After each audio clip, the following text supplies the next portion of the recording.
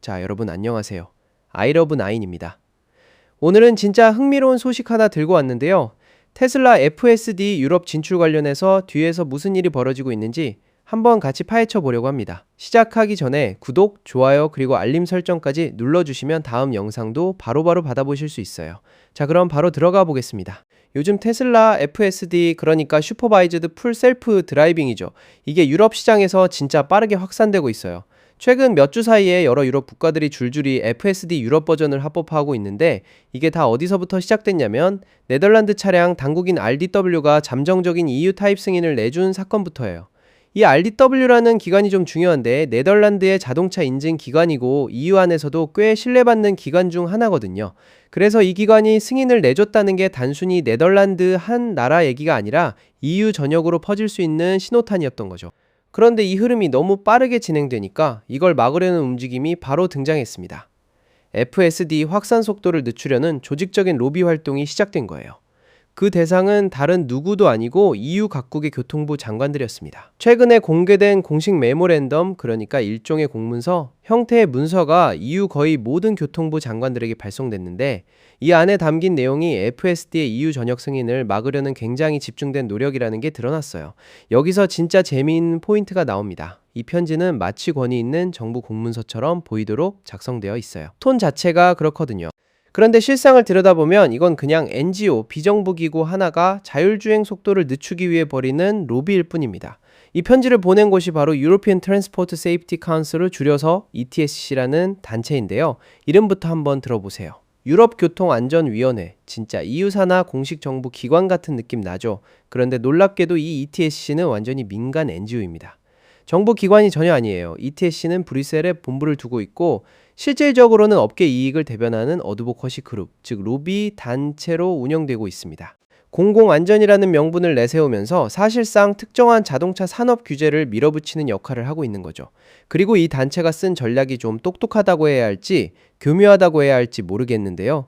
각 나라 교통부 장관 개개인에게 맞춤형으로 작성된 지침서, 형태의 문서를 보냈다는 거예요. 이게 왜 중요하냐면 EU의 핵심 규제 메커니즘 하나를 정면으로 겨냥하고 있기 때문입니다. EU의 타입 승인 시스템이라는 게 있는데, 이게 어떻게 작동하냐면 네덜란드 RDW처럼 신뢰도가 높은 회원국 기관이 어떤 차량 서브 시스템을 철저하게 검증하고 승인을 내리면 그 승인이 EU 전체 회원국에서 상호 인정될 수 있다는 구조입니다. 한 나라가 꼼꼼하게 검증했으면 나머지 나라들도 그 결과를 인정해주는 거죠.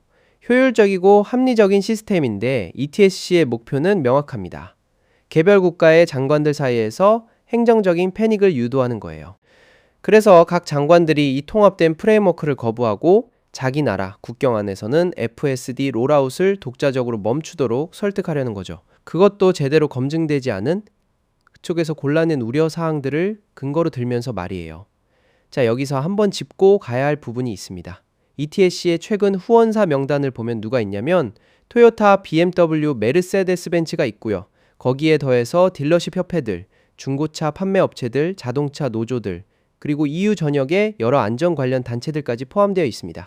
이 후원사 리스트를 보고 나면 ETSC가 보낸 편지의 객관성에 대해서 자연스럽게 의문이 생길 수밖에 없어요. 테슬라가 이 후원사들 중 일부와 어떤 관계였는지를 떠올려 보면 더 그렇죠. 경쟁 관계에 있는 완성차 업체들이 자금을 대고 있는 단체가 경쟁사인 테슬라의 핵심 기술 확산을 막으려는 편지를 정부기관인 척하면서 보냈다는 거니까요. 이제 ETSC가 내세우는 핵심 논리들을 하나씩 살펴볼까요? 이 메모랜덤의 핵심 기둥 중 하나는 대서양 건너편, 그러니까 미국에서 진행 중인 조사들에 의존하고 있습니다.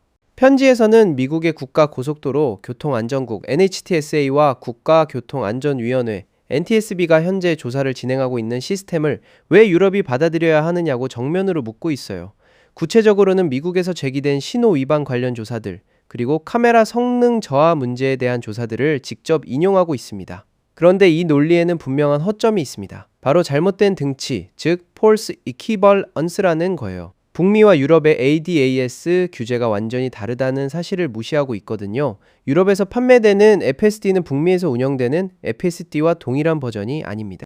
유럽에서는 어떤 ADAS 시스템이든 UNECE, UN 유럽 경제위원회 규정을 엄격하게 준수해야 하는데, 이 규정이 북미 규정보다 훨씬 더 까다롭고 구체적입니다. 차선 변경, 코너링, 운전자 주시 의무에 관한 매우 엄격한 가이드라인들이 다수 포함되어 있어요. 그러니까 미국에서 조사받고 있는 시스템과 유럽에서 운영되는 시스템을 동일선상에 놓고 비교한다는 것 자체가 논리적으로 무리가 있다는 거죠. ETSC의 반대 논거 중에서 개인적으로 가장 흥미로웠던 부분이 하나 있는데요. 바로 이 시스템이 설계상 운전자가 지역 제한 속도를 초과하도록 도울 수 있게 구성될 수 있다는 주장입니다. ETSC는 이 포인트를 활용해서 FSD를 공공안전에 본질적으로 위협이 되는 소프트웨어로 그리려고 하고 있어요. 그런데 이 부분에서 한번 생각해 볼 필요가 있습니다. 인간 운전자들도 원래 자연스럽게 속도를 조절하잖아요. 제한 속도를 엄격하게 지키기보다는 도로의 전체적인 흐름에 맞춰서 운전하는 경우가 훨씬 많죠. 그러니까 이게 FSD만의 특수한 문제라고 보기는 어렵다는 겁니다. 더 중요한 건 실제 데이터예요. 유럽 도로에서 수집된 실제 주행 데이터를 보면 인간의 감독하에 FSD를 작동하는 차량이 그렇지 않은 차량보다 명확하게 더 안전하다는 게 이미 입증되어 있습니다. 이 부분이 사실 가장 핵심적인 반박 포인트라고 할 수 있는데요. ETSC가 안전을 명분으로 들고 있지만 실제 데이터는 다른 이야기를 하고 있다는 거죠. 결국 이 모든 상황을 종합해보면 ETSC가 하고 있는 일은 사실상 보호주의적인 저항이라고 볼 수 있습니다. 진정한 의미의 안전 우선 접근이라기보다는 기존 자동차 업계의 이익을 지키기 위한 움직임에 더 가깝다는 거예요. 그리고 이게 시사하는 바가 분명히 있습니다. FSD가 더 확산되는 데 있어서 진짜 걸림돌은 데이터 부족도 아니고 규제 승인 절차의 복잡함도 아닐 가능성이 높다는 거죠. 오히려 전통적인 자동차 업계의 자금을 받는 NGO들이 테슬라가 시장에서 가지고 있는 가장 큰 강점 중 하나의 확산 속도를 늦추려고 하는 움직임 자체가 진짜 변수가 될 수 있다는 겁니다.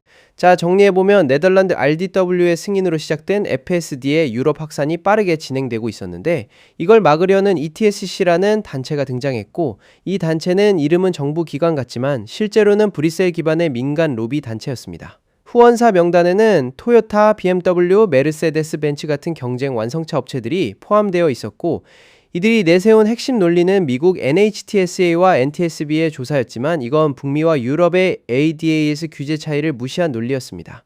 그리고 속도 초과 우려에 대해서도 실제 데이터는 FSD가 더 안전하다는 결과를 보여주고 있다는 게 핵심이었죠. 여러분은 이번 ETSC 사건 어떻게 보셨나요? 정부 기관처럼 보이는 이름으로 활동하는 로비 단체, 그리고 그 뒤에 있는 경쟁사들의 후원까지 댓글로 여러분의 생각 남겨주시면 좋겠습니다.